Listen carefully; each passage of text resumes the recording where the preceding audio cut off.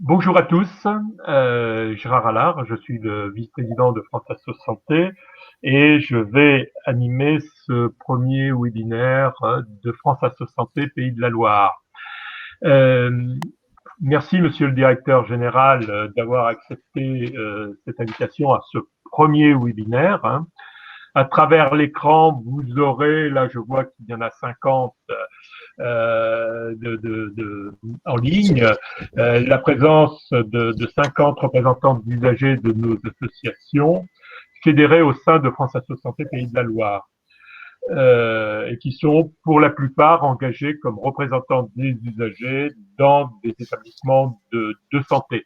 Je serai accompagné pour vous poser un certain nombre de questions de notre présidente Jacqueline Houdaillé et de notre stagiaire Marie-Christine Larive.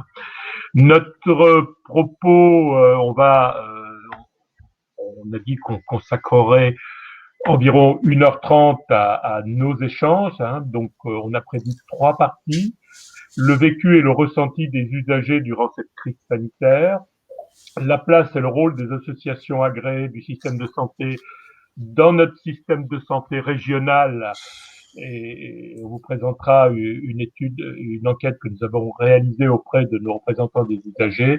Et si nous avons encore quelque temps, nous essaierons peut-être d'évoquer un certain nombre de projets qui sont sur la région, de mise en place, de visions. Je pense en particulier aux communautés professionnelles de territoire de santé, aux services d'accès aux soins et aux soins non programmés, et peut-être aux hôpitaux de proximité. Je vais laisser notre coordinatrice régionale nous expliquer les règles du jeu de ce webinaire et nous enchaînerons sur la première partie sur la crise sanitaire. Merci Gérard. Oui, bonjour à toutes et à tous. Et merci pour votre participation à ce premier rendez-vous webinaire de France Asso Santé Pays de la Loire. Alors, on utilise une nouvelle plateforme qui s'appelle Livestorm que nous découvrons avec vous. Nous sommes désolés, Monsieur Coiplet, de faire ce test avec vous, mais donc ça change un petit peu des plateformes que nous utilisons habituellement. Tous les participants qui sont inscrits peuvent intervenir en chat uniquement. Alors, je vais vous présenter très rapidement la plateforme. Donc, je vois que nombreux d'entre vous ont déjà trouvé, mais vous avez la barre de chat sur la droite. Si vous ne la voyez pas apparaître, vous pouvez cliquer sur la petite flèche en haut à droite de votre écran et vous avez donc cette barre qui apparaît. Ici, donc, vous pouvez mettre vos messages, vos commentaires, vos questions éventuelles. Nous relayerons vos questions autant que possible à chaque fin de point qui sera abordé avec Monsieur Coiplet. Donc, n'hésitez pas à poser toutes vos questions, à faire des commentaires sur aussi vos expériences et vécus en tant que représentant des usagers. Vous avez aussi la liste des participants qui s'affiche dans la barre si vous cliquez sur participants. Donc, vous avez, là, on a 51 personnes en ligne. Voilà. Et puis sur le problème de connexion éventuel, comme sur toutes les plateformes habituelles, ça peut arriver si vous êtes à un moment donné en difficulté pour voir le webinaire. Je vous invite à vous déconnecter et à vous reconnecter. Ça peut arriver des problèmes de réseau. Et si vous avez vraiment un problème technique, vous pouvez contacter Julie. Vous verrez en haut de la barre de discussion, nous avons mis le numéro de téléphone de la délégation et Julie pourra vous accompagner techniquement. Voilà, le webinaire est enregistré. Il sera possible de le revoir en replay. Nous vous adresserons le lien à la fin de cette présentation. Voilà, merci et bon webinaire à toutes et tous. Merci. Je vais donc enchaîner pour traiter la crise sanitaire que nous vivons. Alors, Monsieur le directeur général, est-ce que vous pouvez nous tracer succinctement la situation sanitaire sur notre région, et ensuite sur la vaccination, nous en tant que membres d'associations, on est fortement interpellés. On a participé fortement à convaincre les personnes qui nous questionnaient sur la nécessité de vacciner, et je pense qu'on le voit en France, il y a maintenant une attente importante, hein. Mais les interpellations aujourd'hui et l'organisation de la vaccination, hein. Le ressenti qui nous est remonté, c'est la fracture territoriale. Je sais que nous avons eu des témoignages de personnes qui font des dizaines de kilomètres pour aller se faire vacciner. Fracture numérique, difficulté d'utiliser en particulier les rendez-vous par Doctolib, fracture un peu sociale, et on plaide pour développer le aller vert, et souvent le manque de visibilité de l'organisation de la vaccination. Voici nos interrogations, monsieur le directeur. Merci beaucoup, monsieur Allard, la présidente, madame la déléguée, mesdames et messieurs. Je suis d'abord heureux de constater que ce webinaire a du succès, hein. Vous êtes plus de 50 et après tout, c'est un moyen, un vecteur supplémentaire de lien direct et d'expression de vos attentes. Et je constate finalement que parfois, même si la technique peut être un peu délicate à manier, de plus en plus de personnes, et monsieur Allard a raison, hein, de souligner qu'une partie cependant de la population n'y accède pas, donc il faudra voir comment on peut relayer, mais en tout cas, je trouve que c'est un moyen complémentaire et assez intéressant de pouvoir échanger, même si nous aspirons toutes et tous à retrouver nos réunions en présentiel, puisque rien ne remplace le contact, les regards et ce qui fait l'indicible de nos partages. Alors, moi, j'avais prévu quelques diapositives. Alors, je ne sais pas si ça vous semble opportun, Madame Allaire ou Madame. Oui. Oui. Alors, normalement, vous pouvez partager directement l'écran en cliquant sur la petite flèche en bas. Sinon, je viens de le recevoir, donc je le télécharge. C'est comme vous voulez. Enfin, je le récupère. Vous me dites ce qui est c'est plus simple. C'est juste pour une entrée en débat à la fois sur la situation épidémiologique et puis les résultats de la vaccination. Et puis ça d'accord, écoutez, de commenter. Alors, si vous avez la main, peut-être je vous laisse la prendre. Il y a Benoît aussi qui est à mes côtés pour m'aider. Oui. Mais si vous avez la main, ça sera aussi rapide. C'est bon, j'y suis. Normalement, vous devez voir mon écran. Oui, tout à fait. Et j'en profite évidemment pour remercier Benoît et les équipes qui m'ont aidé à préparer ce segment.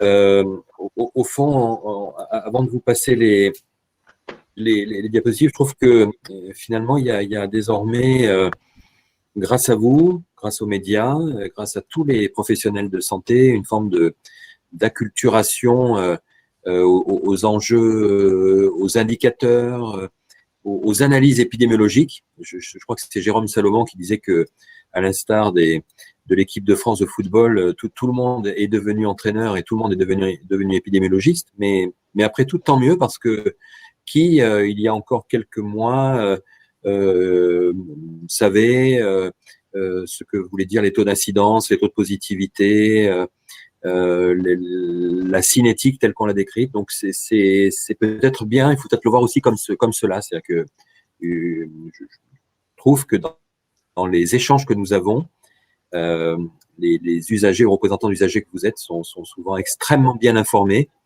Et je trouve que ça contribue aussi à l'enrichissement du débat. Alors, surtout, et ça va être la première diapositive, dans un contexte qui n'est pas simple à décrire, puisque vous avez sur votre diapositive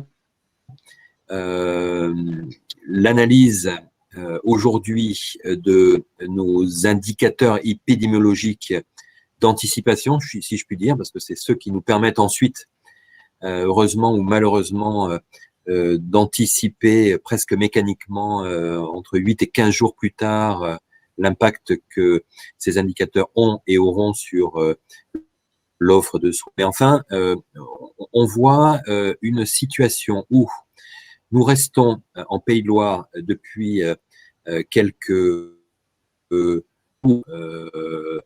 sur un plateau, on va dire, élevé. On a oscillé entre 145, 150, 160. On voit quand même un phénomène à la hausse, mais pas une hausse exponentielle comme nous l'avions connu lors de la deuxième vague et de la première vague. Une forme de cinétique à tendance haussière, comme une marée, mais pas une marée qui monte brutalement. Ça, c'est le premier point. Donc, un taux d'incidence en population générale, vous voyez, à 160 pour ça. Un taux de positivité qui, de la même façon, depuis quelques jours, voire semaines en Pays de Loire, reste aux alentours de 6, 6,2, 6,3, mais qui augmente.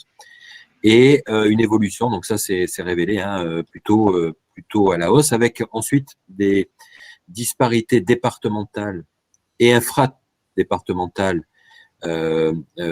assez fortes, puisque aujourd'hui, c'est le Maine-et-Loire qui présente un plateau le plus élevé et en augmentation, suivi par la Sarthe, puis la Loire-Atlantique, Mayenne et Vendée étant, si je puis dire, en queue de peloton, mais également, à part la Vendée, avec une augmentation assez conséquente, et en particulier en Sarthe. Donc ça doit nous inviter évidemment à la plus extrême vigilance, d'autant plus que notre degré de contagiosité, notre R effectif en Pays de Loire est légèrement supérieur à la moyenne nationale. On était à 1,04 versus 1,02. Et donc, dès qu'on dépasse cette valeur de 1, ça veut dire qu'il y a une capacité de contagiosité qui est augmentée. La diapositive suivante est intéressante parce que elle montre effectivement l'impact sur l'offre de soins. On regarde beaucoup d'indicateurs, mais celui-ci particulièrement, c'est-à-dire le nombre d'hospitalisations et le nombre de personnes accueillies en réanimation. Et là, vous le voyez aussi sur les courbes, on n'est pas en augmentation trop importante, même si 800 personnes hospitalisées et 80, c'est toujours de trop, ainsi que le nombre de décès. On est, après la Bretagne, la deuxième région en France métropolitaine à avoir pour l'instant un taux d'hospitalisation et de personnes en réanimation ce niveau-là et qui n'augmente pas, mais là encore,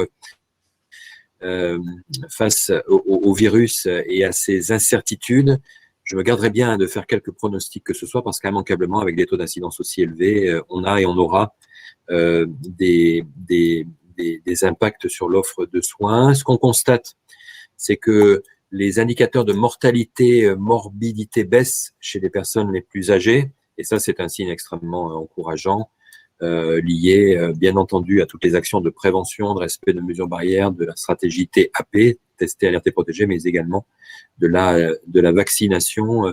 J'y reviendrai. On constate aujourd'hui que bien la classe d'âge des 75 ans et plus diminue quant à fait sur la santé des personnes concernées. Par contre, on commence à voir à nouveau des contaminations fortes chez les 15-40 ans depuis la rentrée scolaire, depuis la reprise après les vacances de la vie économique et sociale. Et aujourd'hui, les principaux modes de contamination restent les rassemblements familiaux ou amicaux, les contaminations à l'école et les contaminations, on va dire, dans le monde du travail, chaque fois que les efforts peuvent se relâcher. Et nous sommes désormais, nous sommes toujours dans une posture d'accompagnement bienveillante, non jugeante et non stigmatisante, parce que je pense que les Français expriment aujourd'hui, et bien que les Ligériens soient absolument exemplaires dans leur ensemble quant au respect des mesures barrières,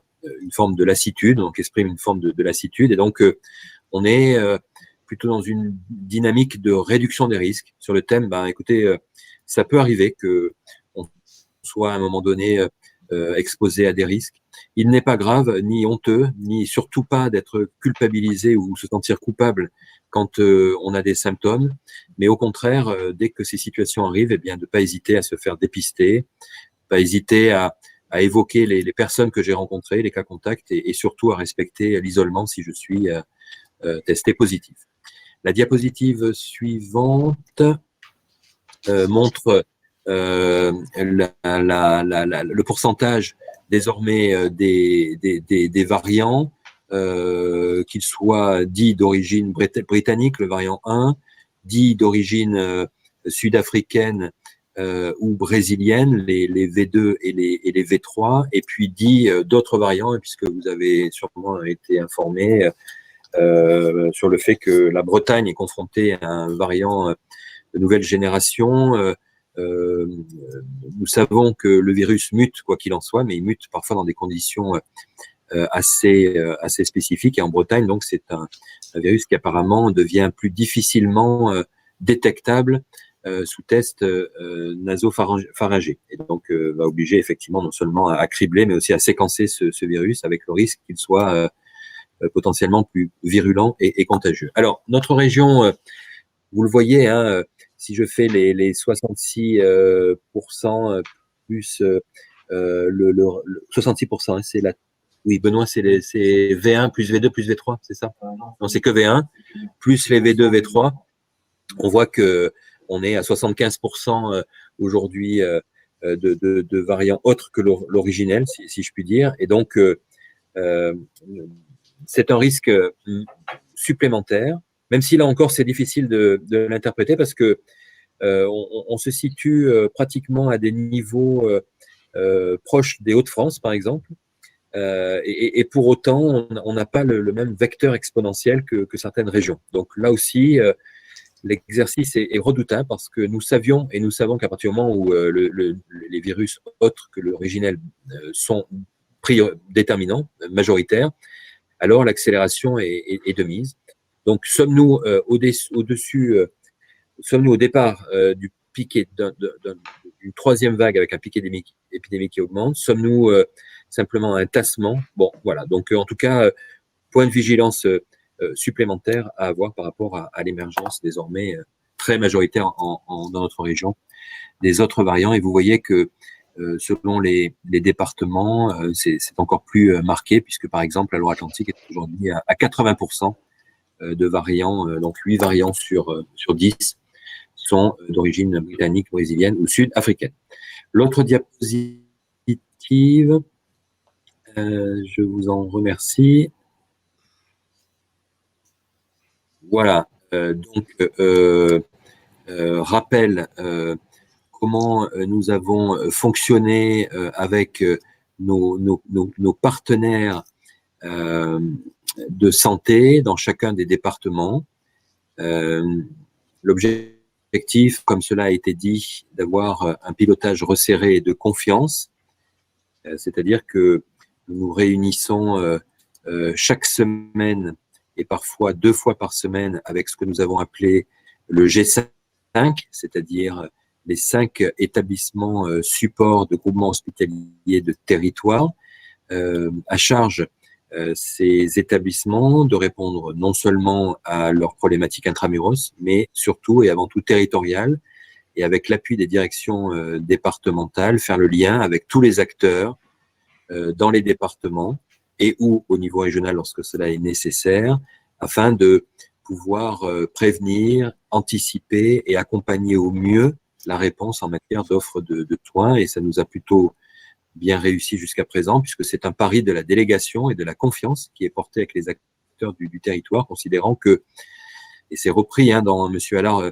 l'analyse que vous faites, une forme de verticalité que je pense nécessaire, parce que la verticalité peut être source d'équité, de cohérence et d'harmonisation des réponses, mais surtout et avant tout d'horizontalité, c'est-à-dire faire confiance aux acteurs du territoire pour, lorsqu'il y a besoin de mieux gérer les parcours de santé de nos concitoyens sur les phases de prévention, sur les phases du soin, sur les phases de retour à domicile, et bien de le lancer de façon transversale, territoriale, et en essayant d'associer l'ensemble des acteurs, dont la démocratie sanitaire. Voilà. Donc Vous avez, je ne vais pas les reprendre tous. L'enjeu de la solidarité régionale est aussi nécessaire puisque régulièrement, et même si ce n'est pas simple, nous avons dû opérer avec l'accord des patients et des familles des transferts de patients. La dernière en date, c'était du Mans vers le CHU de Nantes, notamment en médecine, lorsque le Mans se trouvait confronté à une saturation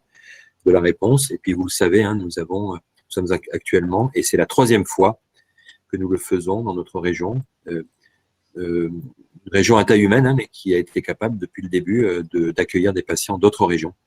Et donc là, depuis ce samedi, nous avons accueilli 6 patients de l'Île-de-France, et je vous dirai un peu où est-ce qu'on en est pour les autres.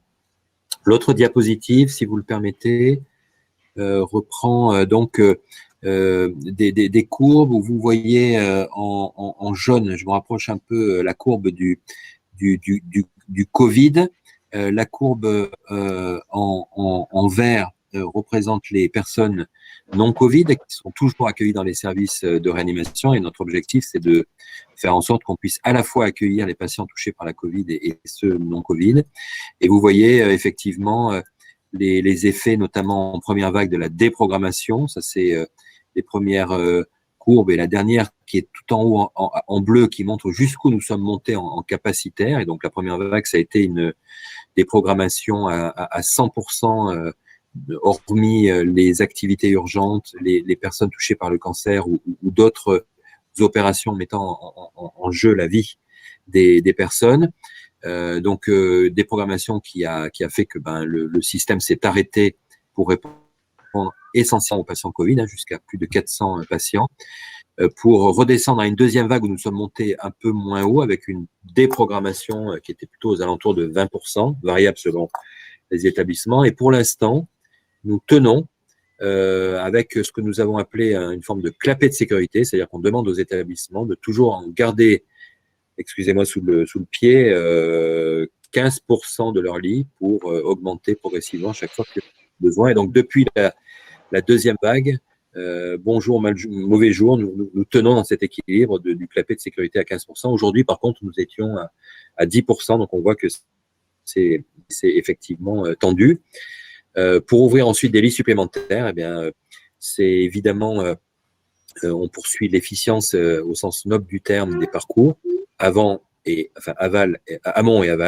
Et puis après, c'est la déprogrammation en tout ou partie des services afin de conforter les équipes et d'accueillir au mieux les patients. Je vais essayer d'avancer un peu plus vite. Oui. Sur ce sujet, on y reviendra. Nous avons quelques questions.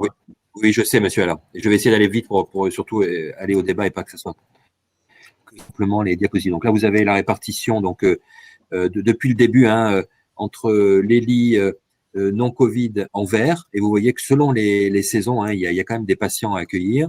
En orange, j'espère que la couleur est pour tout le monde, les patients non Covid, et puis en bleu, notre reliquat. Voilà. Donc on n'a jamais été en Pays de Loire en saturation de notre capacitaire, mais quand même, vous le voyez, avec un nombre de lits disponibles extrêmement limité selon les périodes.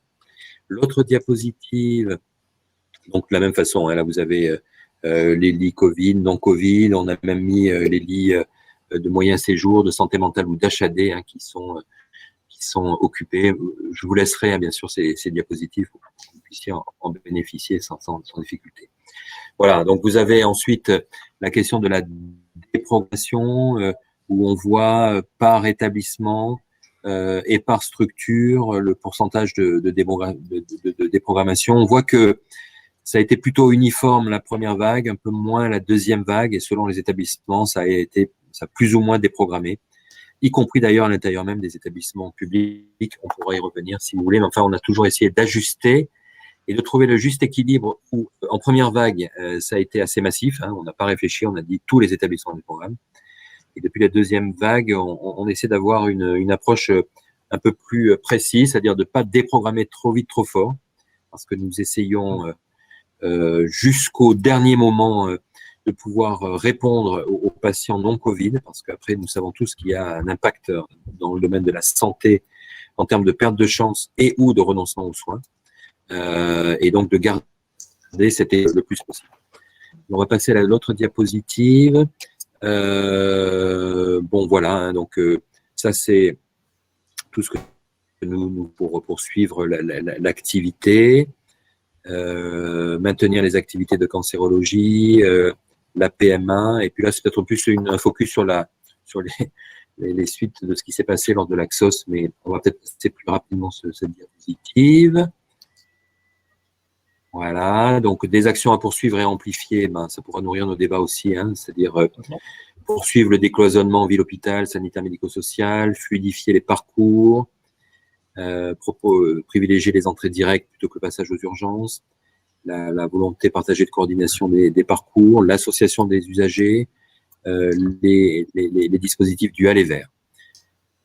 L'autre diapositive fait un point aujourd'hui sur le nombre de personnes vaccinées, que ce soit en première injection, deuxième injection et en totalité. Donc, on a dépassé en Pays de Loire les 400 000 personnes et vous le verrez avec une cible pour les personnes en établissement parmi les plus élevées de France, même si, mais c'est pas vous que je vais le dire, on a encore beaucoup de personnes à vacciner et que voilà, on peut pas vacciner plus que de vaccins qui nous sont mis à disposition, mais on essaie en tout cas de les optimiser au maximum et de faire en sorte qu'il y ait le moindre vaccin dormant dans les frigos. On peut passer à l'autre diapositive qui vous donne voilà les pourcentages en termes de taux d'écoulement, c'est-à-dire ça sort des frigos, et puis après en termes de taux d'injection, on est en taux d'injection à 77%, le Moderna à 39%, et les choses vont s'accélérer puisque nous allons amplifier via le AstraZeneca qui avait un taux d'injection très, très favorable, mais qui est à ce stade en parenthèse, que ce soit plus fortement en établissement, chez les personnes concernées, au niveau des personnels, ainsi qu'en ville. Et puis vous voyez les pourcentages, hein, je vous le disais, un pourcentage parmi les plus forts de France pour les résidents en EHPAD et USLD, que ce soit en première ou deuxième injection. Un pourcentage en population générale de plus de 75 ans qui mérite d'être amplifié et poursuivi. Et puis après, je vous ai mis les pourcentages en population générale, chez les professionnels de santé et pour les plus de 18 ans. Voilà, je ne sais pas s'il y a d'autres diapositives qui suivent, mais je crois qu'on en a terminé.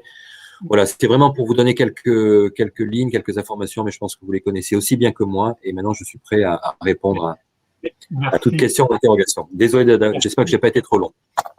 Non, c'était très intéressant.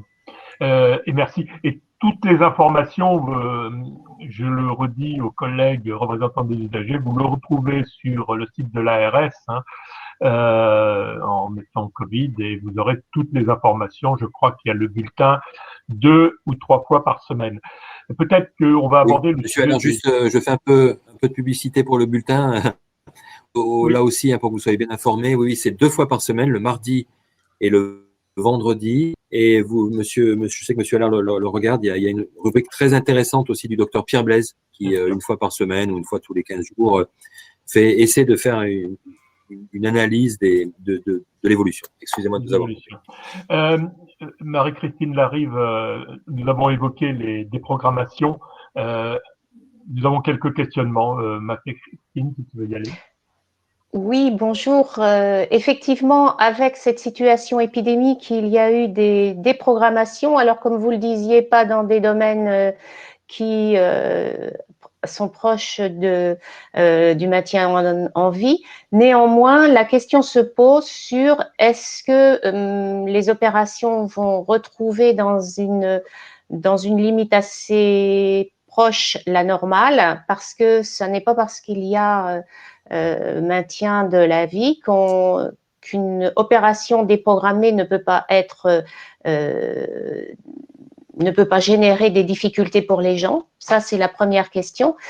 Et la seconde touche les retards dans les dépistages qui ont des origines différentes entre, par exemple, le dépistage du cancer du sein et le dépistage du cancer colorectal. et qui néanmoins provoque encore des délais qui sont longs pour obtenir des rendez-vous ou pour avoir les résultats.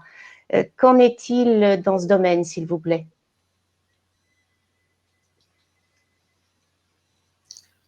Merci, Madame, l'arrivée de ces points importants. Ce qu'on a pu constater post-première vague, c'est que quand la machine s'arrête, ça peut aller assez vite. Pour la faire redémarrer, ça prend bien plus de temps. Et on veut finalement, quand on a recommencé à permettre aux patients, dans la plupart des établissements, de retrouver le rythme habituel des opérations, sauf bien sûr c'est l'urgente qui elle ne se discute pas et était prise en charge quoi qu'il arrive. Il a fallu bien 2-3 mois avant de faire remarcher la machine en termes de prise de rendez-vous, en termes de rassurement aussi des usagers, puisque un des enjeux qu'on avait perçus, c'est pour certains, très certainement, et les facteurs sont multiples, une forme de crainte ou de renoncement aux soins. Et donc, voilà pourquoi, notamment lors de la deuxième vague, on a plutôt essayé de limiter au maximum les déprogrammations, en tout cas pas de les faire de façon massive et homogène, mais plutôt ciblée en fonction de tel ou tel territoire, de telle ou telle situation. Et donc avec ce fameux clapet de sécurité qui permettait de garder une forme de lit prudentiel pour à la fois accueillir les patients et non Covid. Donc dans la plupart de nos établissements, on retrouve à peu près un rythme, on va dire, classique de réponse, même si on le voit en Sarthe ou en Mayenne, actuellement à Angers ou à Cholet, à nouveau, parce que au fond, la déprogrammation, elle est surtout et avant tout faite pour trouver ou retrouver du personnel pour les orienter vers les réponses réanimatoires ou d'hospitalisation pour les patients Covid. Et pour les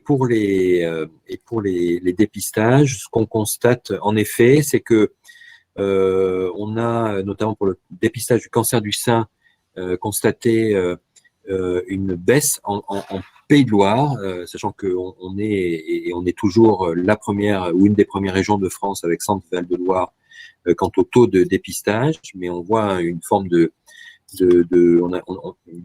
tassement. Et pour les régions qui étaient plus en retard, comme PACA, Île-de-France ou Corse, et ben là, par contre, c'est carrément une diminution assez forte. Donc, nous veillons aussi avec les acteurs, que ce soit sur la prévention, le dépistage, le lien aussi avec la médecine du premier recours, et je sais que vous nous y aidez, d'accompagner les patients et les usagers sur le thème. Aujourd'hui, on met tout en place pour que la réponse, même si parfois il y a du retard lié à la machine qui doit redémarrer ou dans tel ou tel territoire, parfois à nouveau quelques redéploiements, enfin, on essaie à ce jour de tout mettre en place pour permettre de soigner, d'opérer dans les meilleures conditions possibles. Dernier point, sans être trop long, et Monsieur Allard le sait, Madame Oudayer aussi, vous savez qu'on est, et c'est, je pense, un devoir de solidarité que de pouvoir accueillir des patients d'autres régions, même si nous savons que pour cette fois-ci, c'est compliqué parce qu'il y a des familles qui sont peut-être légitimement rétives à ces transferts parce qu'elles préfèrent avoir une réponse de proximité. Mais enfin, bon, voilà, quand ça coince, ben, c'est normal qu'on puisse accueillir. Donc, on a accueilli 5 patients là depuis samedi. Mais il va se poser aussi la question, et là aussi, on aura besoin de vos avis, qui est de dire continuer à accueillir de façon importante des patients des Hauts-de-France, d'Île-de-France, de PACA, potentiellement nous mettre dans une situation de devoir déprogrammer pour accueillir ces patients. Et donc, c'est pas un conflit de conscience, hein, parce que je pense que c'est le devoir de solidarité qui doit l'emporter, mais on voit bien que les conséquences sont pas tout à fait neutres non plus pour notre région dans ce devoir de solidarité nationale. Merci, monsieur. Sur le déprogrammation, autant le déprogrammation avait été très très mal comprise dans le premier confinement. Autant, je pense, ça a été plus facile à expliquer, comprendre par les usagers, puisqu'il y a eu un effort, je pense, des établissements pour mieux informer.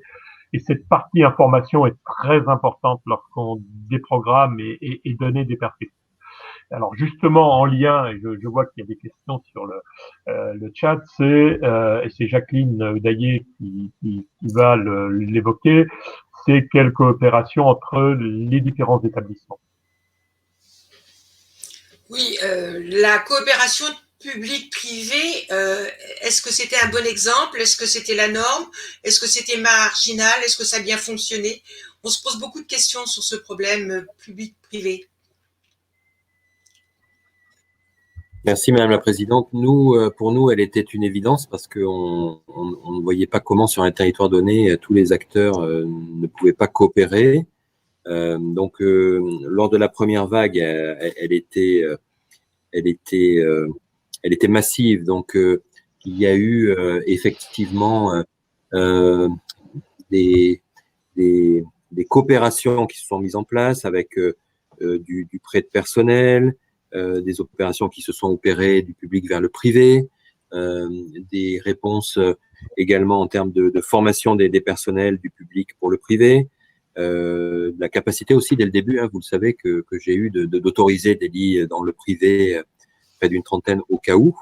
Et donc pour nous, elle était une évidence et ça serait intéressant de voir un peu vous comment vous l'avez perçu. Mais enfin nous, des retours d'expérience que nous avons menés post-première vague, on a plutôt eu l'impression, à l'instar d'autres régions, que ça s'était globalement plutôt bien passé, qu'on est arrivé quand même à lever quelques ponts qui apparaissaient précédemment infranchissables. Pour la deuxième vague, on s'est aperçu que lorsque, à un moment donné, j'ai demandé à ce que nos établissements publics comme privés déprogramment à hauteur de 20%, on voit que quand on rentre dans le détail, c'est variable selon les établissements. Il y en a qui ont vraiment joué le jeu. D'ailleurs, parfois, il faut le dire, pour pas tomber dans un dogmatisme public contre privé, parfois même certains établissements privés ont encore mieux joué le jeu que certains établissements publics, et que globalement, le respect des 20% a été à peu près bien appliqué. Nous savons aussi que même si les lits de réanimation dans le privé n'ont pas été ouverts, il y a eu des transferts de patients du public vers le privé, notamment en USC, en unité de soins continus, pour permettre justement au public de se consacrer pleinement à la réanimation. Bref, voilà, c'est plutôt un bilan globalement positif. Mais ce serait intéressant de voir si vous avez d'autres échos dans ce domaine. Sachez, pour être tout à fait transparent, nous avons, je vous ai fait passer un tableau sur les pourcentages de déprogrammation par grande entité, et on va poursuivre le travail pour que les choses soient les plus équitables possibles par l'analyse du chiffre d'affaires de chacune des structures publiques comme privées, nous permettant ensuite de vraiment voir qui avait vraiment, in fine, joué le jeu. Alors, après, mes propos, quand je dis jouer le jeu, c'est vraiment au sens équité de la réponse, parce qu'il ne s'agit pas évidemment qu'un acteur déprogramme massivement quand l'autre continue à opérer comme si de rien n'était, ou en tout cas ne souhaite pas apporter sa contribution. C'est surtout ça, c'est dans une recherche d'équité, sachant que, in fine, chaque fois qu'on peut répondre aux patients Covid et non Covid, on a gagné, puisque le système ne sature pas. Merci. Oui, merci. Bon, on va pas peut-être le chat, le mode d'expression rend difficile peut-être de prendre des exemples pour des coopérations publiques-privées à certains endroits dans nos témoignages, mais peut-être qu'on aura l'occasion d'y revenir dans d'autres instances. Ça s'est très bien passé, dans d'autres sûrement moins bien. On voudrait évoquer d'autres sujets comme la situation dans les EHPAD, et je peux vous dire qu'on a reçu beaucoup de témoignages sur les conditions de visite et peut-être aussi une insatisfaction du rôle qu'on a donné à jouer au Conseil de vie sociale, qui ont sûrement pas assez participé à l'élaboration de solutions avec les familles. Mais comme il y a beaucoup d'expressions sur le chat, peut-être que Amandine peut peut-être synthétiser un certain nombre de questions pour laisser au présent qu'on puisse un mode d'expression.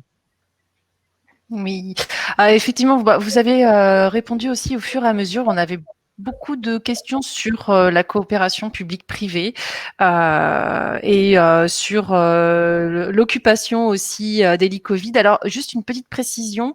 Quelqu'un demandait si, quand on parle d'occupation de lits Covid, on parle bien des structures privées et publiques. Déjà, ça, c'est un premier point peut-être de clarification. La présentation, c'est d'abord sur les lits publics, puisque les lits du privé n'ont pas été utilisés. Donc, c'était uniquement sur les lits du public. Mais il faut savoir qu'à notre capacitaire potentiel, on a, de mémoire, j'ai une trentaine de lits à disposition du secteur privé, enfin, par le secteur privé. D'accord. On avait aussi une question exactement aujourd'hui. Où en sommes-nous des déprogrammations? Quel est le taux aujourd'hui des déprogrammations? Je dirais aujourd'hui que si on met bout à bout les déprogrammations ponctuelles ici ou là, en moyenne, on doit être entre 5 et 10%, pas plus, au niveau régional. Ok, merci. On avait aussi une question sur les transferts, vous l'avez évoqué. Qu'est-ce qui est prévu sur les transferts? Il y a eu des annonces faites dans la presse. Alors là, c'était une personne qui demandait notamment sur le CHU d'Angers, mais peut-être un point un peu plus régional. Quels sont les transferts prévus actuellement? Alors écoutez, il y en a eu donc 6 pendant ce week-end. Benoît me fait les signes pour que je sois très précis et il a raison. Donc il y en a eu donc de mémoire 3 à Nantes, 3 au CHU de Nantes, 2 au CHU d'Angers et 1 au CH du Mans, si je ne me trompe pas. Et donc évidemment, il faut rendre hommage à celles et ceux qui l'ont organisé. Je pense au SAMU, au service d'urgence, au service hospitalier et à tous les acteurs, à l'ARS, en préfecture, enfin bref, et bien sûr dans les régions qui le demandent. Alors, nous avions nous avons un nombre de patients potentiellement à accueillir assez important, puisque vous vous rappelez peut-être le ministre a évoqué des transferts potentiellement par dizaines voire centaines en provenance des 3 régions qui aujourd'hui sont les plus en tension, c'est-à-dire PACA, Hauts-de-France et Île-de-France. On évoquait par exemple un possible chiffre de 300 patients d'Île-de-France vers les régions accueillantes. Et pour l'instant, les régions dites accueillantes sont Nouvelle-Aquitaine, Occitanie et Pays de Loire. Alors que cette semaine, on s'était préparé à accueillir à nouveau d'autres patients. Pour l'instant, on est un peu en stand-by dans la mesure où ce qui remonte aujourd'hui des régions demanderesses, sachant que vous aurez compris que ces transferts se font sous forme d'anticipation, c'est-à-dire qu'il est en général plus facile d'organiser ces transferts quand on les a préparés plutôt que dans l'urgence, au risque évidemment, puisque c'est quand même une opération extrêmement délicate, de mettre en péril la vie des personnes. Et donc, ce sont plutôt des transferts par anticipation, puisque on voit que même si ça monte beaucoup, en Île-de-France par exemple, il y a encore des possibilités d'accueil, mais c'est effectivement pour pouvoir desserrer si jamais ça partait encore plus vite, tel qu'on le constate en Île-de-France. Bref, aujourd'hui, on est plutôt en stand-by parce que ce qui remonte des régions, c'est quand même des difficultés d'acceptabilité des familles qui comprennent l'enjeu de transférer pour que la réponse soit la plus adaptée possible. Mais après, on sait que c'est pas simple pour l'accompagnement, pour la proximité des visites, pour le patient lui-même, qui peut s'endormir à Nanterre et se réveiller à Angers, et on voit bien toutes les conséquences que cela peut avoir.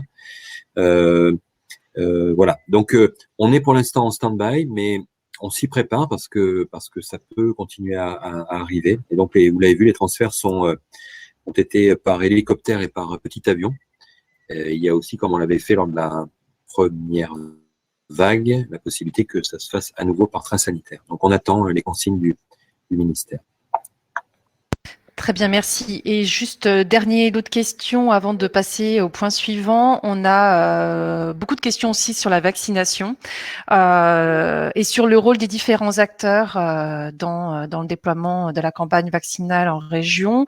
Alors, il y a des questions et aussi des commentaires. D'abord, des commentaires sur l'amélioration de la communication entre les délégations territoriales ARS et les associations représentant les usagers. Donc là, c'est une vaste question. Quelqu'un a posé la question de comment faire justement pour améliorer cette communication. Et puis, il y a aussi des questions autour de l'information faite auprès des usagers ligériens, en particulier des personnes qui sont prioritaires à la vaccination, qui ont des difficultés d'accès. On le sait, hein, tout le monde ici est au courant des difficultés pour la prise de rendez-vous, mais quelqu'un citait le rôle de l'assurance maladie pour faire relais et informer les usagers prioritaires et pour faciliter peut-être leur accès à cette vaccination. Donc voilà, comment est travaillée cette communication auprès des usagers en région, comment sont associés les représentants des usagers et leurs associations? Oui, la question est absolument essentielle parce que vous avez été toutes et tous, quelle que soit votre place, des vecteurs, des relais absolument importants. Et Monsieur Allard le disait, hein, je pense que on n'aurait pas ces réussites si, aux côtés des soignants, vous n'aviez été aussi des vecteurs de cette information. Donc, évidemment, tous les supports d'information sont à disposition. Je pense que on peut les retrouver peu ou prou partout, hein, que ce soit sur les sites internet, sur les communiqués de presse que nous faisons, sur les bulletins d'information papier ou en réseau que vous développez vous-même. Enfin, il me semble hein, qu'on a la possibilité de démultiplier au maximum l'information, nonobstant ce que peuvent régulièrement apporter les médias et les réseaux sociaux ou le bouche à oreille. Donc nous, on a plutôt une stratégie évidemment transparente, ouverte et la plus diffusable possible, quels que soient les vecteurs. On a bien sûr utilisé toutes les instances à notre disposition, donc en Pays de Loire, mais c'est vrai partout, hein, le Benoît, James et les équipes ont des temps de rencontre avec les principaux protagonistes de la CRSA à peu près tous les 8 à 15 jours. Les liens sont faits avec les conférences territoriales de santé. Vous le savez, on a mis en place un comité régional et un comité scientifique et profane, on va l'appeler comme ça, ou en tout cas usagers et professionnels de santé.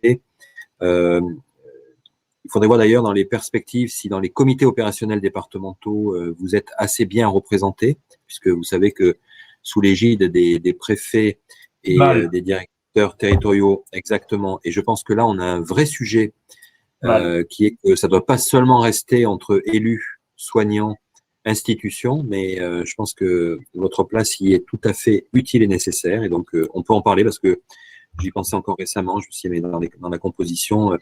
C'est un peu variable selon les départements et là, c'est à moi de faire repasser des messages aux directions territoriales en disant invitez France Asso ou d'autres organismes qui pourront être tout à fait de bon sens et de relais à cette campagne de vaccination. Après, bon, notre parti pris sur la vaccination, hein, c'est de laisser une forme de jugement aux citoyens qui sont très bien informés. Et même si parfois, ici ou là, l'information peut être déformée, je pense que tout un chacun est quand même capable, dans un critère de responsabilité, de revenir à l'enjeu de la vaccination, qui, on le dit hein, depuis le début, la vaccination, c'est un acte médical avec une balance bénéfice-risque. Nous considérons que aujourd'hui, il y a bien plus de bénéfices à se faire vacciner que de risques à prendre par rapport à cet acte médical, même si, voilà, vous le savez, hein, dans ce souci de transparence, le président de la République a suspendu l'utilisation d'AstraZeneca en attendant l'avis de l'Agence européenne du médicament. Merci, monsieur le Chaplet. Il y a beaucoup de questions sur la vaccination. Peut-être qu'on les refera passer par l'intermédiaire, enfin, on les fera passer à monsieur James hein, qui suit le dossier. Et effectivement, nous sommes associés au niveau régional au comité de pilotage et au comité d'experts. Hein. Et effectivement, peut-être ce qu'il manque, c'est au niveau des délégations territoriales présentes d'associations d'usagers. Et là, je vois à travers les questions que peut-être un certain nombre pourrait se régler sur le terrain avec nos associations. Ce que je vous propose, c'est de passer à la deuxième partie que nous avions envisagée. C'est la place et le rôle des associations dans notre système de santé régional. Dans la première phase de la crise sanitaire, on l'a évoqué, hein, très franchement, nous nous sommes sentis, associations d'usagers, assez éloignés du fonctionnement de la gestion de la crise, hein, et nous avons, à la fois d'ailleurs du côté de vos services, mais également des établissements de santé, des établissements médico-sociaux, des professionnels de santé. On a interpellé plusieurs fois les URPS et on a eu des difficultés à avoir des réponses, alors que nous étions fortement interpellés sur les questions, on les a évoquées, de conditions de visite, de déprogrammation, des sujets éthiques, hein. Alors effectivement, depuis le début de l'été, on a senti une volonté de mieux associer les associations d'usagers, et vous y avez sûrement contribué par notre présence dans un certain nombre de comités de pilotage, hein, et donc il nous paraît important de continuer dans cette voie. Alors, on a voulu savoir à France Santé ce que était le ressenti des représentants des usagers de la base, en particulier dans les établissements de santé, et on va vous présenter les résultats d'un sondage qu'on a réalisé il y a quelques semaines, hein, sur le ressenti des représentants des usagers dans les établissements de santé. On dit ? Oui, alors je vais vous présenter très rapidement les principales données. Alors en avant-première, puisqu'on n'a pas encore rédigé le rapport de cette enquête, hein, donc cette enquête qui a été menée au niveau national, mais je vais vous en faire ressortir les principaux constats et résultats. Donc au niveau régional, déjà, il faut savoir qu'on a 94 représentants des usagers qui ont participé à l'enquête en Pays de la Loire, ce qui représente à peu près 30% des rues de la région, hein. Donc une part relativement intéressante de répondants sur la région. Sur les résultats constatés, merci Clémence. Sur les résultats en région, donc on a au niveau du fonctionnement de la CDU depuis 2020, on a la plupart des répondants qui constatent que la CDU s'est tenue entre 1 et 3 fois. Donc la CDU, hein, la commission des usagers, vous savez, est une instance réglementaire qui doit se réunir au minimum 4 fois par an. Et donc là, les 4 fois ont été difficilement tenues l'an dernier. Alors c'est un résultat qui est sans surprise, hein, puisque la plupart des CDU ont été suspendues au printemps dernier, mais elles ont tardé à se remettre en place.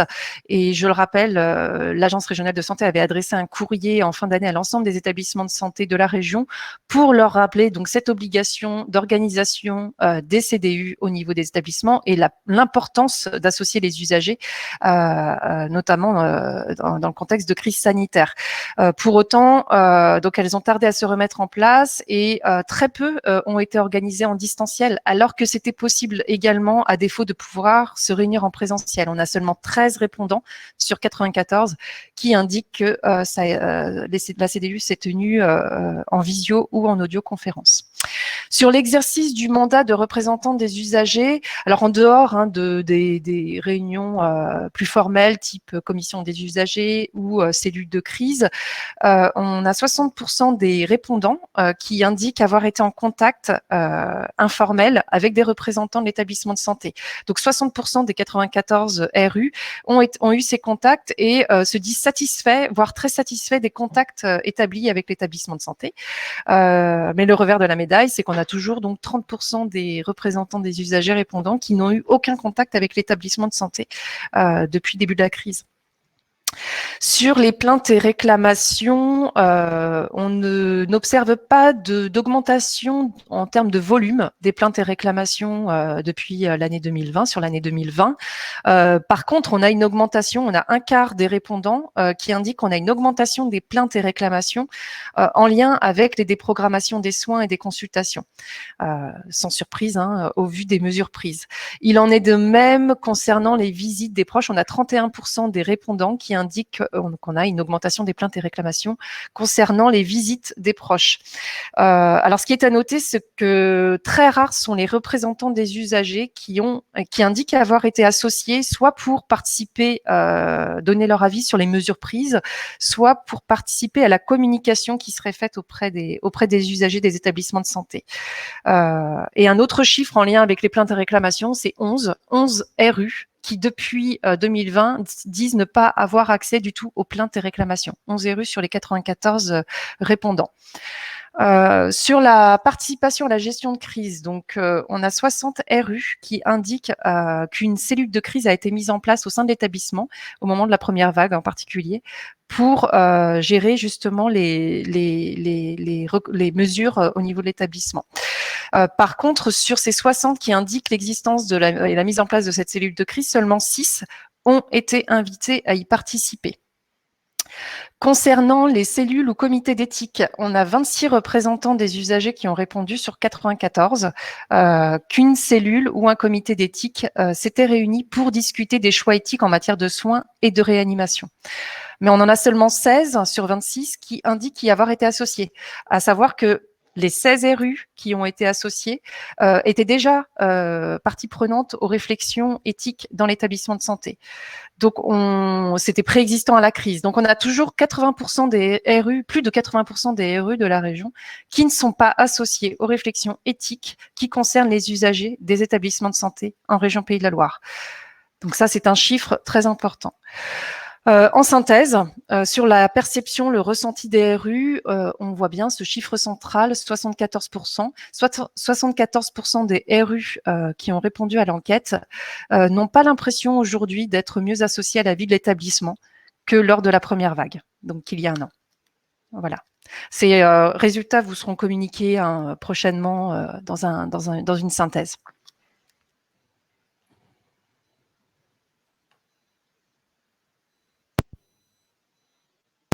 Je vous redonne la parole, Gérard. Oui. Je sais pas, c'est le directeur général. Peut-être que je vais, pour affiner ce constat, donner la parole à Jacqueline Oudaillé sur une question précise. Oui, comme vous avez pu le constater, les représentants des usagers n'ont pas participé, si vous voulez, en gestion de crise. C'est dommage que cette association n'a pas été prise pour les visites, les consultations. À quel moment cette prise de décision aurait-elle pu, les RU auraient pu être associés? Oui, merci Madame la Présidente et merci tout d'abord de cette enquête qui est extrêmement parlante. J'aurais tendance à dire que autant finalement nous avons une culture forte et ancrée dans le temps lors de la co-construction du projet régional de santé, autant, et ça a été vrai quand même lors de la première vague, on a un peu perdu, peut-être collectivement, mais c'est d'abord avant tout à nous d'en prendre la responsabilité, ce lien indispensable entre professionnels de santé au sens large, élus et représentants des usagers. Alors, est-ce lié au phénomène de sidération qu'on a tous connu pendant les 2-3 premières semaines de la crise, où tout était inédit et incertain? Est-ce lié au fait que culturellement, on sait se mettre autour de la table lorsque on n'est pas en crise, et c'est plus compliqué lorsqu'on est en crise parce qu'on est pris par le flot des urgences à régler, à construire, à bâtir. Mais en tout cas, chez nous, nous au sens, nous collectif ARS, on est persuadés, et ça ne fait plus l'objet d'aucun débat, qu'il faut vraiment que nous poursuivions, développions, amplifions la place et le rôle des usagers dans la gestion de crise, parce qu'on voit bien que il n'y a que vous qui, quelque part, pouvez nous aider à remettre notre politique au cœur de l'attente des patients, de leurs aidants et de leur entourage. Alors, c'est vrai que je fais passer régulièrement aux établissements le fait que dans les cellules de crise, dans les conseils de surveillance, dans les cellules éthiques ou autres, il faut impérativement, et ça ne se discute pas, que vous soyez présents.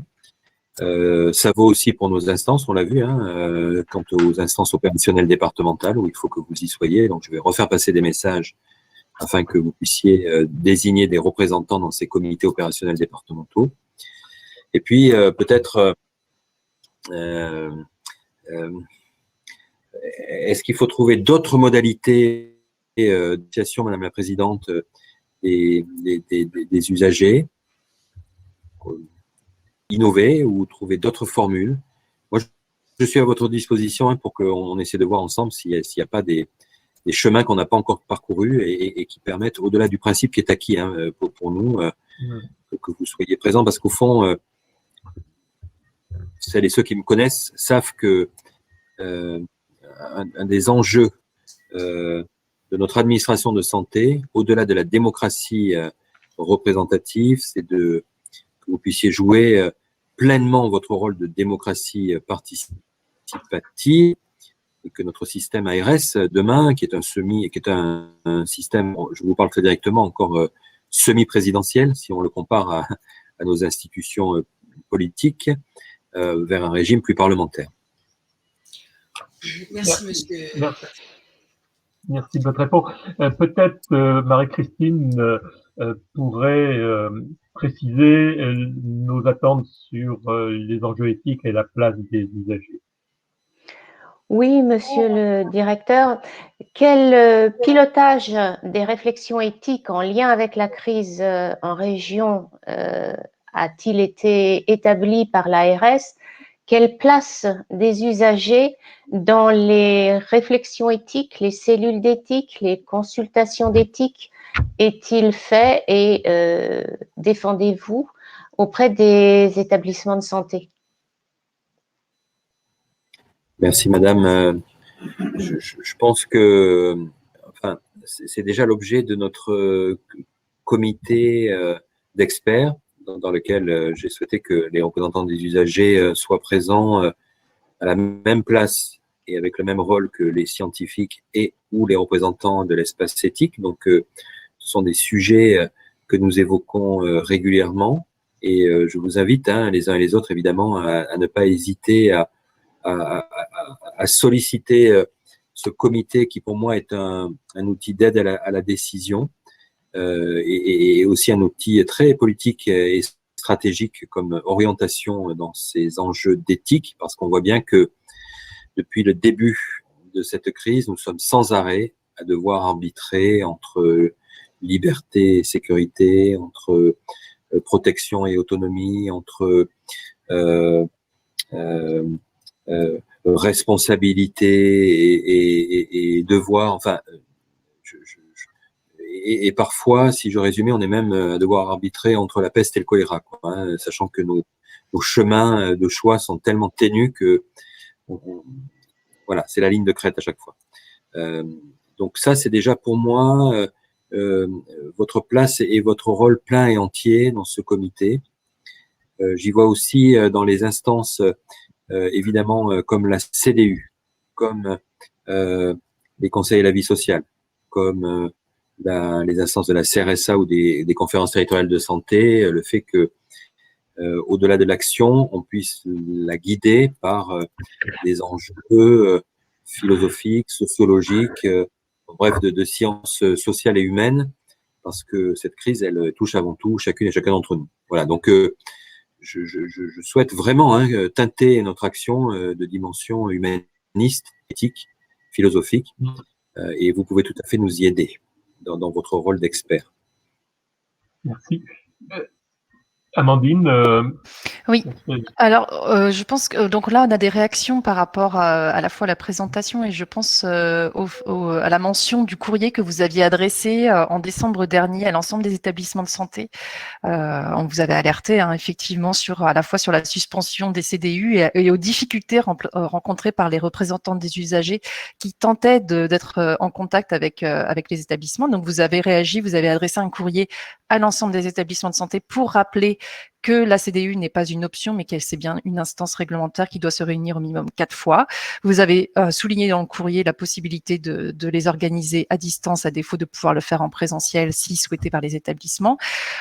Et donc, un participant, Monsieur Jamoto, indique dans le chat que ça peut être aussi une action à mettre en place, d'affirmer notre rôle de RU. Donc, je le cite, affirmer notre rôle de RU au sein des directions des établissements de santé. Une question qui suit, c'est pourquoi l'ARS ne s'invite-t-elle pas dans les établissements où il y a des problèmes? Donc, c'est une question finalement qui est posée par les représentants des usagers, là où il y a des difficultés, parce que on sait, et fort heureusement qu'il y a des établissements de santé dans lesquels ça se passe très bien et que les représentants des usagers ont une place connue et reconnue. Mais parfois, ça ne se passe pas si bien. On a eu en plus un renouvellement de mandat qui a eu lieu au mauvais moment, juste avant la crise. On a certains RE qui n'ont pas eu la possibilité de siéger en CDU et le confinement est arrivé. Donc, voilà, comment l'ARS peut-elle intervenir dans ces établissements lorsqu'il y a des difficultés signalées par les représentants des usagers pour exercer leur mandat? Oui, je vous l'ai dit, on est dans une notion de confiance avec les établissements et de santé au sens large. Et donc, de fait, nous les invitons à. Mais il est évident que s'il y a ici ou là, et on le fait parfois, même si c'est pas toujours visible, des remontées de difficultés pas particulières, nous n'hésitons jamais, au-delà des courriers plus généraux, à cibler telle ou telle structure, dont on voit bien qu'il ne s'agit pas là aussi de juger ou de stigmatiser, sauf si vraiment il y avait des erreurs manifestes et répétées, mais la plupart du temps, c'est par manque de temps, manque de connaissances, difficulté ou envie de se rencontrer, de partager des choses ensemble entre représentants légaux de l'établissement et usagers. Bref, on fait passer aussi les messages et je n'hésiterai pas à continuer à le faire pour permettre à ce que les CDU puissent pleinement, CDU et les instances de chaque établissement puissent pleinement jouer leur rôle. Enfin, je veux dire, là aussi, c'est des choses qui n'ont pas ou plus à se discuter. C'est intrinsèque, inhérent au fonctionnement et à l'organisation d'un établissement ou d'une structure. En tout cas, c'est comme ça, nous, que nous voyons les choses. Donc, n'hésitez pas à me faire remonter, comme vous l'avez déjà fait, et parfois un coup de téléphone de ma part ou d'un directeur territorial, une rencontre ou lors d'une réunion, puisqu'on se réunit assez régulièrement, je vous le disais, puisque chaque semaine, chaque mardi soir, on rencontre les acteurs du G5. C'est aussi des messages que je peux faire passer en disant attention, veillez régulièrement, systématiquement, sans discussion, à ce que les usagers soient représentés. D'accord, très bien. Et vous voyez dans la barre de commentaires, il y a plusieurs représentants des usagers qui indiquent que lorsqu'il y a un courrier de l'agence qui est adressé aux établissements de santé et qui va dans le sens du soutien pour l'exercice du mandat des RU et la tenue des CDU, il pourrait être intéressant pour les RU de recevoir ce courrier aussi. Oui, absolument. Mais je m'y engage sans difficulté. Comme de la même façon, peut-être vous dire aussi, sans forcément décrire la teneur de l'échange, mais voilà, en disant, ben voilà, sachez que tel jour, telle heure, j'ai appelé le chef d'établissement, nous avons appelé le chef d'établissement pour l'inviter à faire vivre ces instances. Dans le rôle des RU, alors ça on les appelle pas des RU, je pense qu'il faut, mais on vous a déjà, j'allais dire, alerté, en particulier à la CRSA, c'est comment mieux faire vivre les conseils de vie sociale. On a peu parlé aujourd'hui de médico-social, mais je peux vous dire que c'est vraiment un véritable enjeu. Il y a sûrement naturellement des dispositifs réglementaires à changer, mais il faudrait qu'on ait la capacité d'y travailler. Est-ce que, pour peut-être conclure ce chapitre, c'est et on le fait, et on sait qu'on a votre écoute sur des sujets que les associations nous interpellent à France Asso Santé, ou ils vous interpellent directement, et que il faut pas hésiter. Alors, il y a encore quelquefois un certain frein à associer les associations. Je vais prendre par exemple les transports sanitaires. On vous alerte, les associations plutôt, on vous alerte depuis plusieurs mois sur ce sujet. On sent que c'est enfin pris en compte. On sait que le problème est difficile à régler, mais sachez que notre rôle associatif, parce qu'on est d'alerter, on est responsable. Quelquefois, certains peut-être en doutent, hein, et on veut faire passer des messages. Et quelquefois, c'est notre difficulté de faire passer ces messages qu'on n'arrive pas des fois à trouver la bonne porte. Hein. Je vois aussi dans le chat a été évoqué le problème du retard en vaccination pour les personnes en dialyse et tout ça. C'est qu'on puisse s'écouter et passer les messages. Hein. Aussi. Je me permets, il nous reste une dizaine de minutes, peut-être d'évoquer peut-être Monsieur Allard.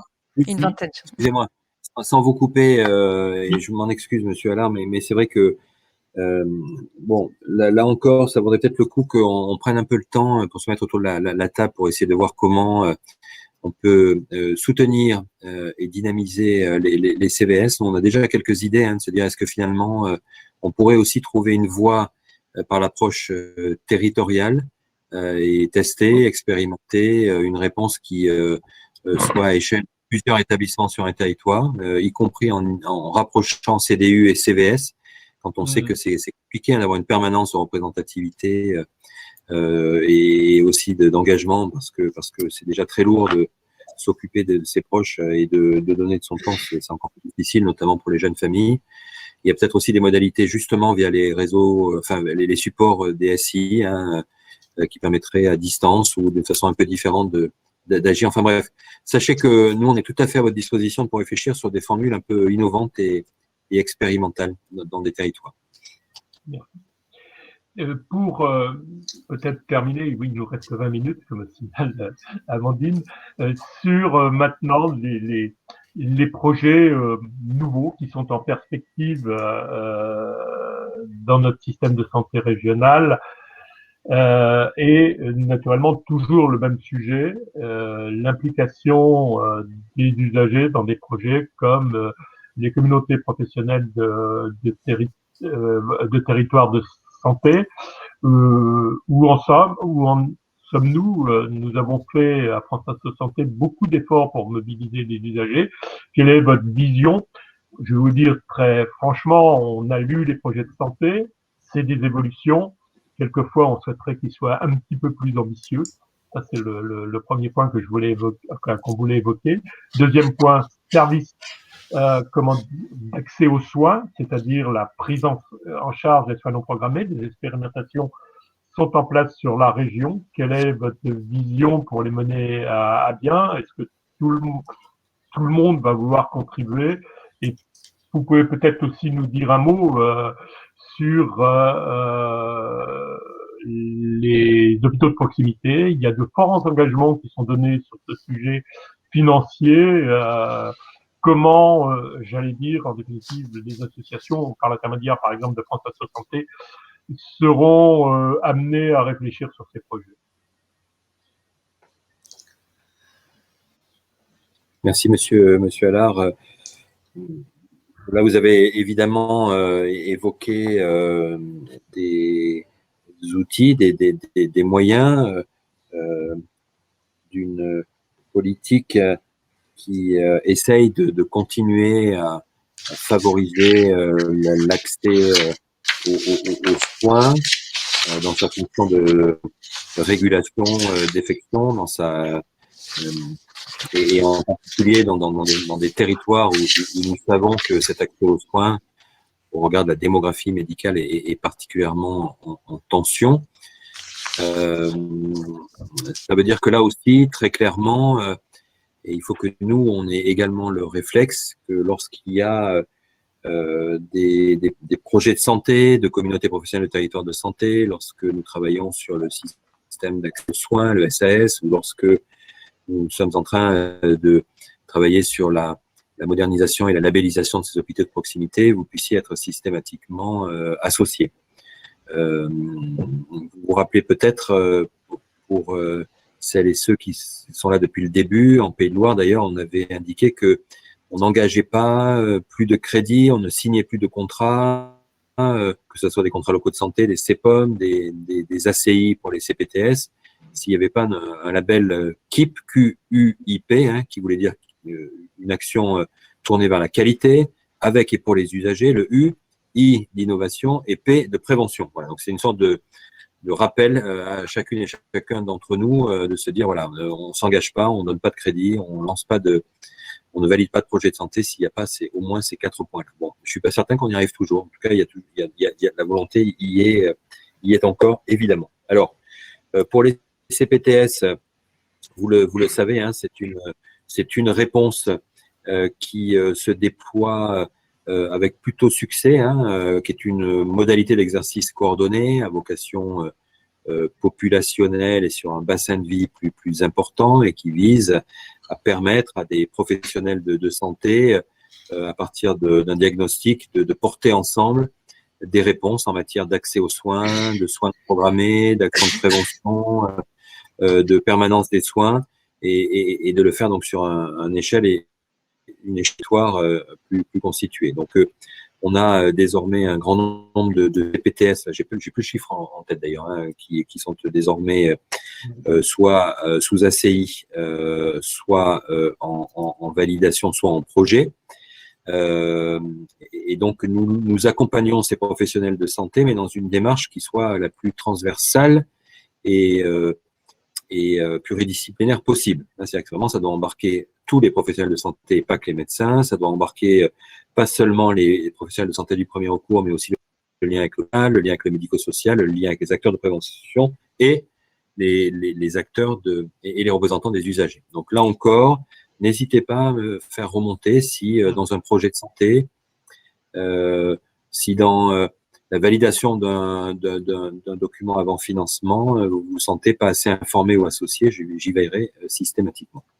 Sur le système d'accès aux soins, donc on a 2 projets qui se déploient cette année. L'un en Loire-Atlantique, qui est sous pilotage et coordination du national, qui a retenu quelques projets, dont celui de la Loire-Atlantique, et un que nous allons porter régionalement, qui est celui de la Sarthe. L'objectif étant, à grands traits, de permettre, en reliant encore plus ville et hôpital, SAMU et régulateurs libéraux, d'améliorer la régulation, les soins non programmés, l'accès à l'urgence, l'information pour prendre des rendez-vous. Bref, c'est un système désormais global qui va au-delà du 15. Et pas seulement la régulation, mais aussi l'amélioration de l'effection et la réponse à tous les sujets que peuvent se poser nos concitoyens. Et donc, ça a démarré en Loire-Atlantique avec une comitologie, une gouvernance. Et là encore, puisque nous sommes aidés par un cabinet d'audit, je veillerai à ce que vous soyez pleinement associés à ces réflexions en Loire-Atlantique. Pardon ? On est associés sur le 44, on est très bien associés. Voilà. Et je veillerai à ce qu'en Sarthe, effectivement, vous y soyez également. L'objectif étant qu'à terme, qu'à terme, ça veut dire 2022, 2023 au maximum, SAS pour les 5 départements. Et puis les hôpitaux de proximité, donc vous avez vu que effectivement, pour nous, ils jouent pleinement leur rôle. C'est-à-dire que vraiment, l'hôpital de proximité est la première réponse essentielle dans un maillage et une graduation des soins. La deuxième étant l'établissement départemental, puis l'établissement de recours. L'hôpital de proximité, il a un rôle majeur dans la réponse en matière de lien ville-hôpital. Il a un rôle majeur pour des actions de prévention, de soutien aux personnes les plus fragiles, notamment les personnes très âgées. Il a un lien quant à la relation que nous souhaitons déployer, notamment par rapport aux autres réponses, qu'elles soient médico-sociales, qu'elles soient l'IDAVAL, soins de suite et de réadaptation, qu'elles soient l'HAD.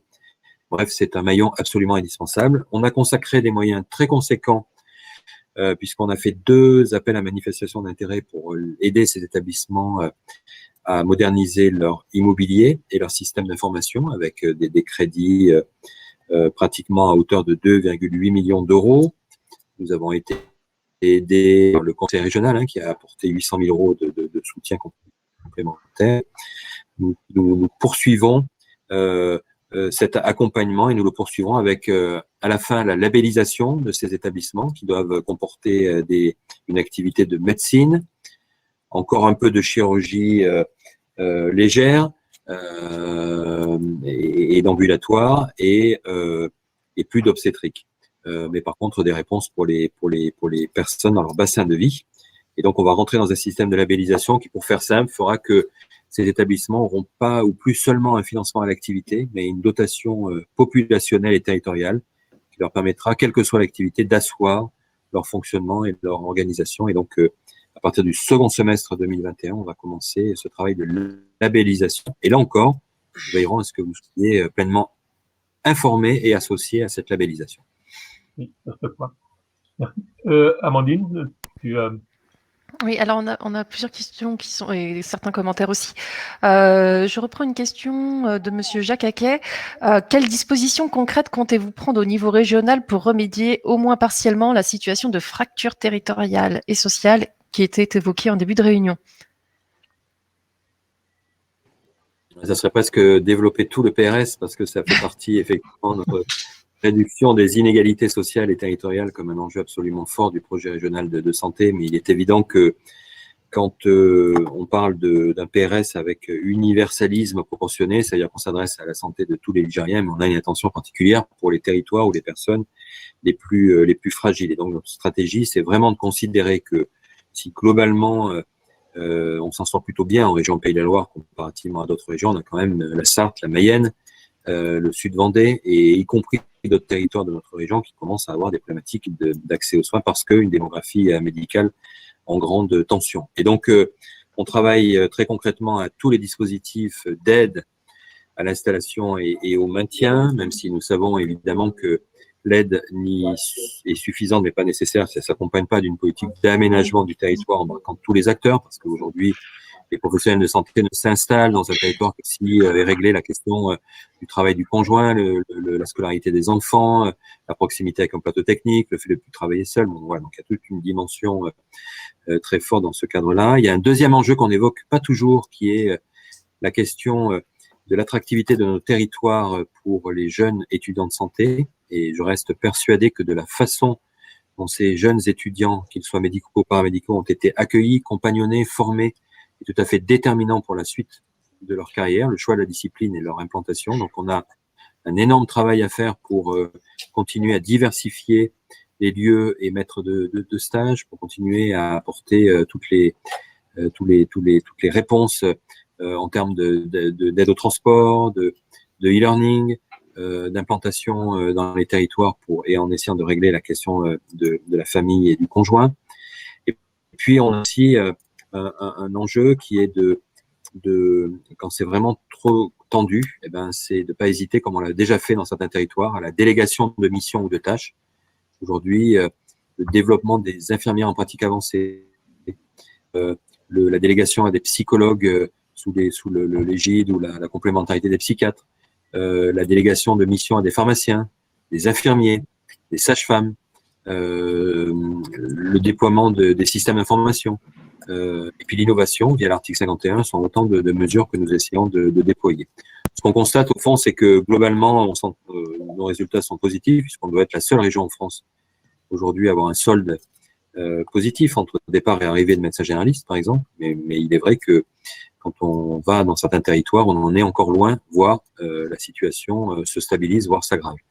Et donc, on fait vraiment feu de tout bois en essayant d'avoir le maximum de cartes en main pour permettre, peut-être pas en termes d'égalité, mais au moins en termes d'équité, d'avoir un accès aux soins qui soit le plus équitable possible dans notre région. En tout cas, vraiment, je dis pas qu'on y arrive toujours, parce que parfois, dans certains lieux, la situation s'aggrave plus qu'elle ne s'améliore.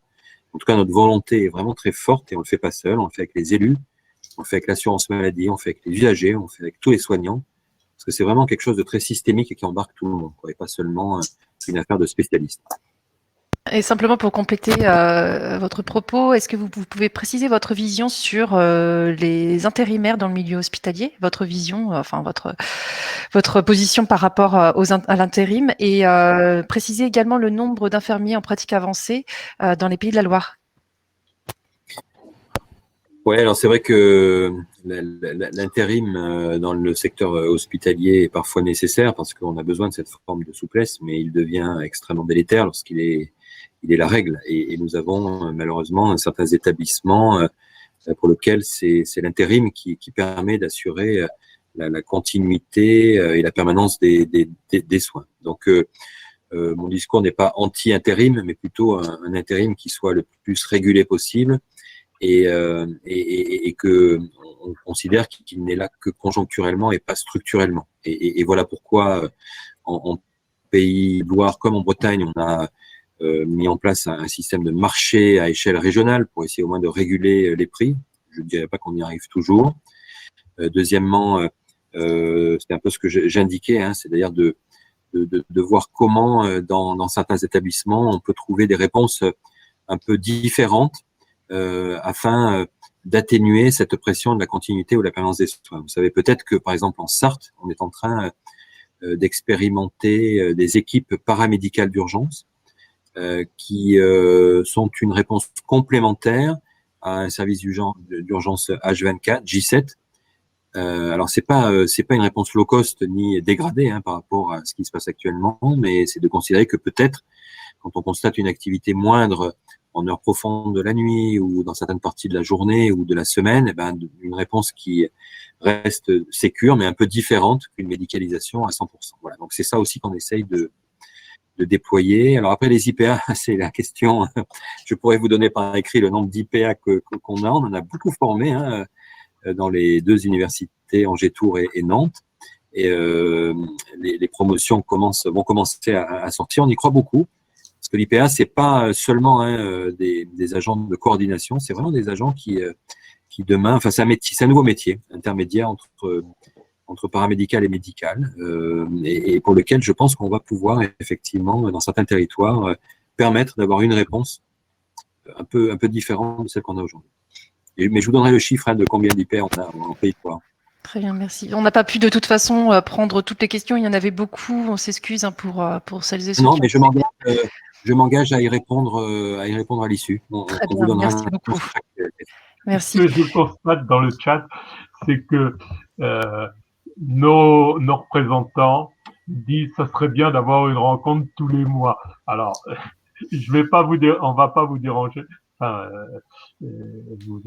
oui, de vous demander tous les mois, mais peut-être quelquefois, avec vos services, on pourrait peut-être envisager cette forme. J'ai vu que vous aviez un nouveau directeur des soins qui venait d'être nommé. Et vous voyez, sur les questions qu'on a évoquées, peut-être que ça peut être intéressant, et même aussi avec les délégations territoriales. Mais Amandine et Jacqueline, je crois que il est prévu que vous disiez le mot de la fin. Oui, juste avant de laisser le mot de la fin pour la présidente, je voulais juste aussi rebondir sur un point. Il a été fait mention de l'importance de travailler sur la connaissance et la communication sur les représentants des usagers. Hein. Sachez que ça fait partie de nos axes de travail prioritaires à France Asso Santé Pays de la Loire. Alors, ce qui est de la reconnaissance côté professionnel de santé, on a vraiment un travail à faire avec vous au niveau de l'Agence régionale de santé parce que votre soutien est nécessaire et vous l'avez apporté dans le cadre d'un projet qui a été financé par l'ARS, le projet Silhouette. On a d'autres projets qui sont prévus d'un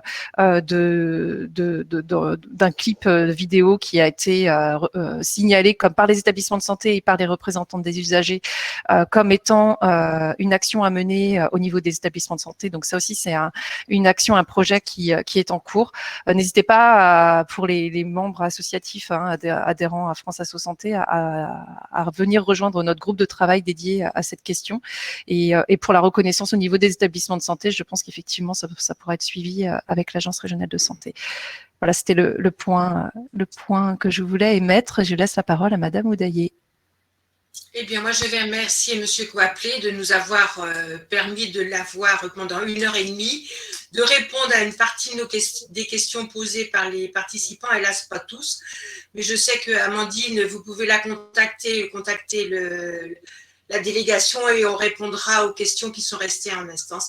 Merci beaucoup à tous d'avoir participé à notre premier webinaire et bonne journée. Coapley, peut-être. Merci, Monsieur Coapley.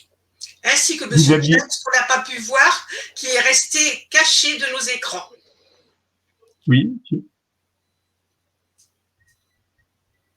Merci en tout cas de cette belle initiative. Alors oui, j'essaierai le plus régulièrement possible d'être en lien direct avec vous, ou si je ne peux pas, avec mes équipes soient à mes côtés ou me représentent.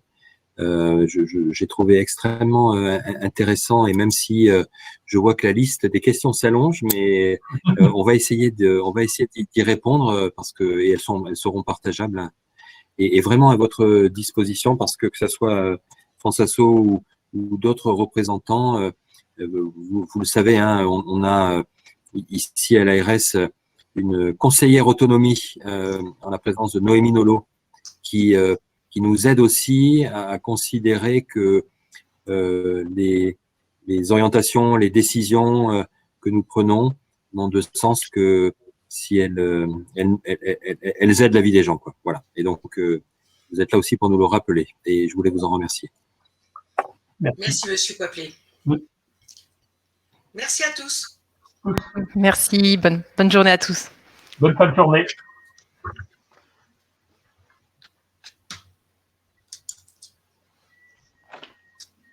Bon.